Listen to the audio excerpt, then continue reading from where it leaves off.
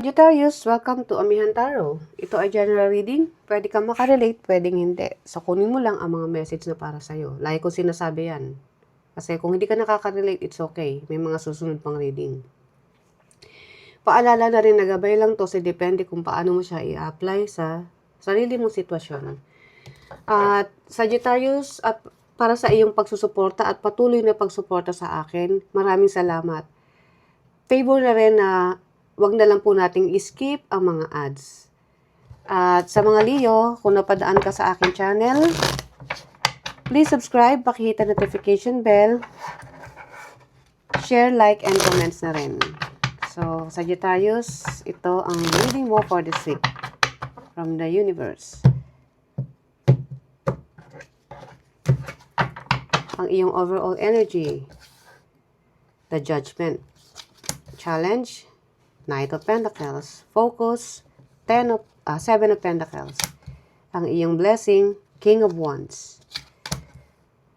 Future energy, 2 of Wands. And then, ang iyong outcome, 10 of Pentacles. From 7 of Pentacles to 10 of Pentacles. Wow. Talaga lang, Sagittarius, ha. Yung mga hinihintay mo, hintayin mo lang daw. Kasi, aani yan ng marami. So now, let's tingnan natin. Judgment. So, ito yung mga bagay, itong energy na to for this week, Sagittarius. Na sa tingin mo, hindi na nakakatulong sa'yo, ito na yung time na magdidesisyon ka. Hindi lang to sa mga tao, pwede rin sa gamit. Yung mga hindi mo na kailangan, para ka nagdi-declutter this week. Tatapon mo na yan. Ay titira mo yung mga importante na mapakikinabangan mo pa. So, ito yung time na naglilinis ka kung ano man yung bagay, relasyon, kung ano-ano. Depende yan kung saan mo i-apply sa sitwasyon mo. Ang iyong challenge, Knight of Cups. Knight of Cups is sa sobrang sinop. Sa sobrang pagpaplano. Minsan ang bagal. So, kaya yan ang challenge mo, nililinis mo na, di ba? May mga bagay ka na hindi mo maitapon. Yes, nagpag-iisipan mo na naglilinis ka kung ano man yan, pero para sa'yo, nahihirapan ka. Maybe may mga memories na meron dyan sa isang bagay na yan o sa isang sitwasyon na parang hirap kang tanggalin sa buhay mo. Pwede yun. Maaaring kung gamit naman to, sa ninuno mo pa galing at hindi mo maitapon. Kaya nahihirapan ka magdesisyon. Na iyong focus, 7 of Pentacles. Sige lang, yan ang energy na ipo-focus mo ngayon. Nagtatrabaho ako, nagsusumikap ako. Hindi ako mapapagod na maghintay. That's why yun ang focus mo. Para sa'yo, natural lang. Okay lang yan. Basta't may mahihita ako. Go. And then, ang outcome, 10 of Pentacles. Kaya, sige, tama yan, Sagittarius. Ang iyong blessing, King of Wands. Kasi confident ka Ayan yung blessing mo na yung mga pinagtatrabahuhan mo, alam mong aani ka. At dahil yan sa iyong mga creativity, ikaw ang taong masipag, yes. At para sa'yo, isa yan sa mga blessing mo. Yung pakikiharap sa tao, the way ka makipag-communicate sa kanila. Ang tingin ko pa nga rito, Sagittarius, pagdating sa mga pakikipag-communicate at meron ka i-deal, kung ano man itong mga trabaho mo, whether sa sales ka, pwedeng broker ka, ang galing mong makipag-communicate kung mga naisasarado mo na i-close mo yung deal ng maayos at yung boss mo or yung kliyente mo is napapa-oo mo, kumbaga believe sa'yo dahil sa mga ganyang katangian mo. And then, ang iyong future energy, 2 of Wands.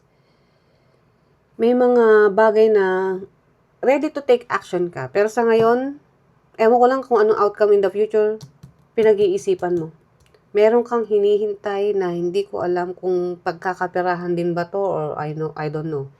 And then, kanina ko pa sinasabi, 10 of Pentacles, stability, financial security. Ano pang hahanapin mo, Sagittarius? Let's clarify. Universe, ano ang mga Message na ba parating kay Sagittarius this week?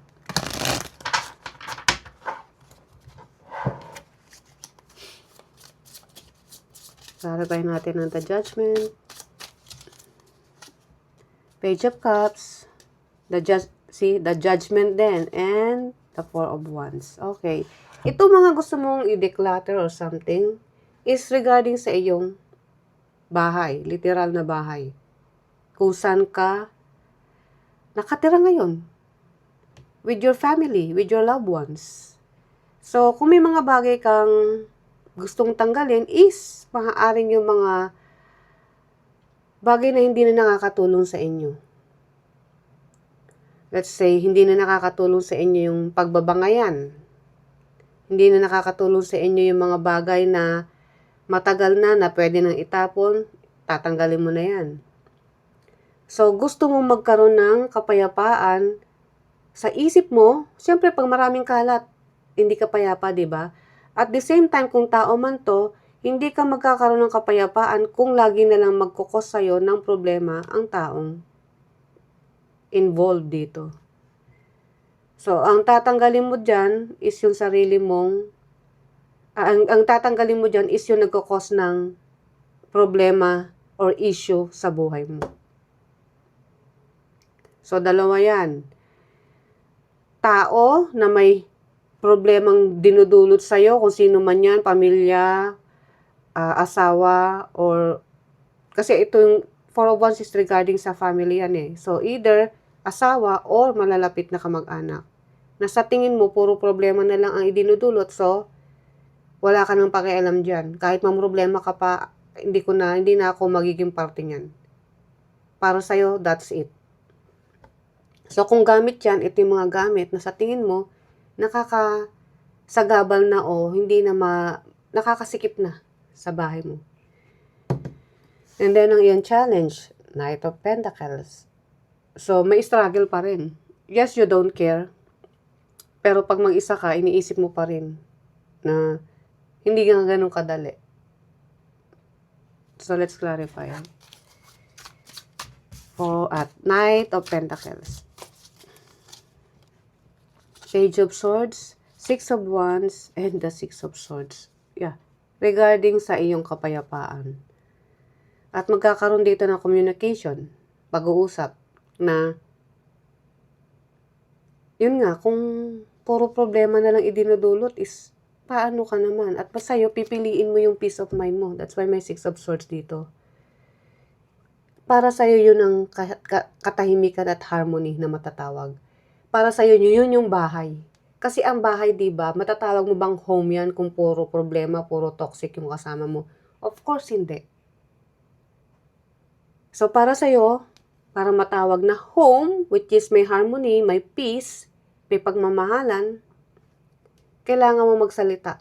Kung masakit man, you don't care. Kailangan mong i-release yan yung sama mo na loob eh.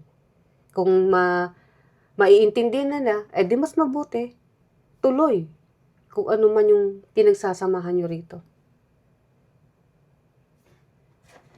So, pag magdidesisyon ka, mamimili sila kung yung rules mo o rules nila. Okay, ang iyong focus, Seven of Pentacles.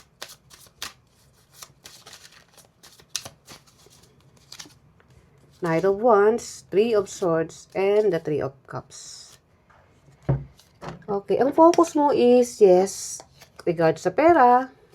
Kasi, ito yung mga pinagsumikapan mo eh. Lahat ng skills, lahat ng talent mo, creativity, binuhos mo dyan. Siyempre, confident ka na may iniintay ka at regards to sa iyong success. Alam mo sa success. Pero, wag mag-expect ng masyado ha, na sobra-sobra, Sagittarius. Baka mamaya, yung in-expect mo is ganito kalaki o ganito kataas, pero ang matatanggap mo is ganito.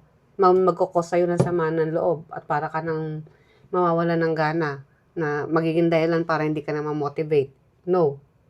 Okay lang yan. Kahit gaano pa yung kalaki, kaliit, tanggapin mo. Kasi hindi naman nag-uumpisa ang success ng ganito kataas kung hindi ka magtsatsaga sa ganito kababa. Nagigets mo yon. I hope nagigets mo. And then, ang King of Wands, which is your blessing.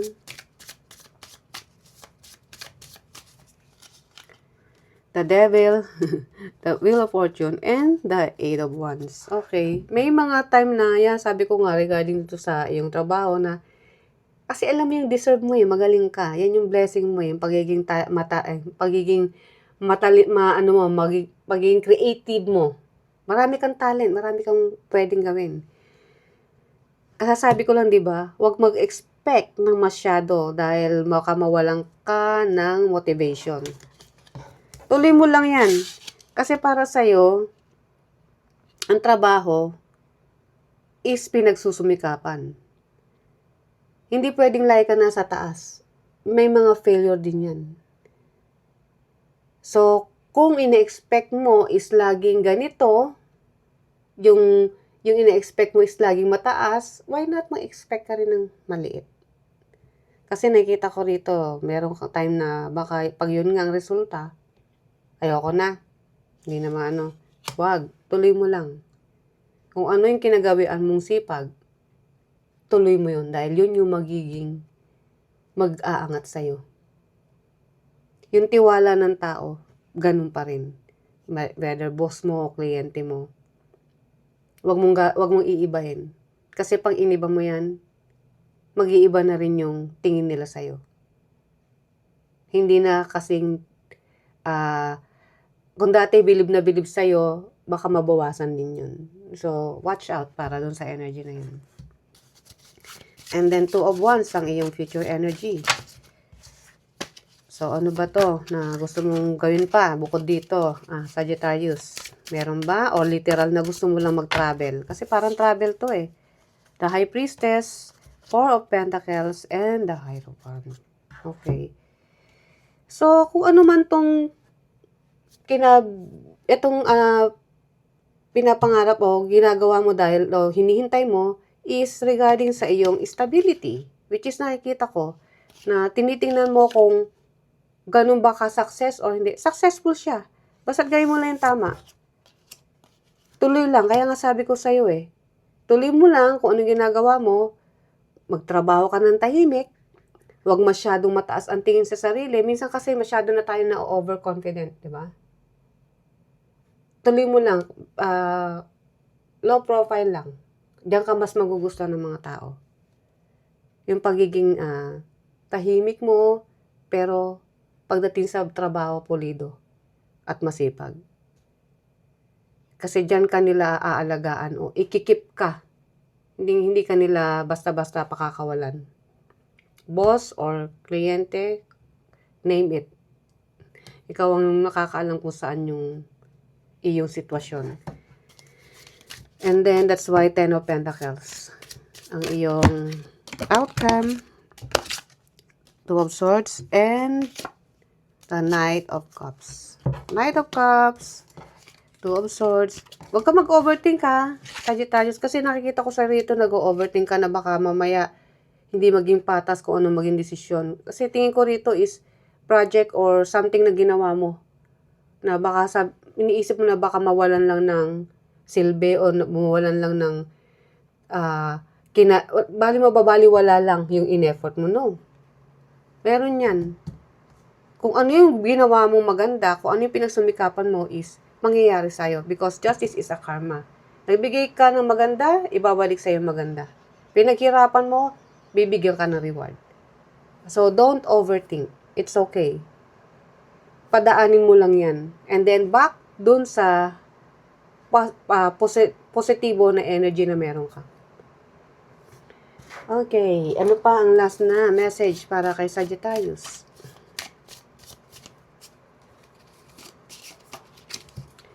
Face your financial fears. When you are honest with yourself about fears and success or failure, they can no longer control you. Be free of hidden fears by exposing them to the light of awareness.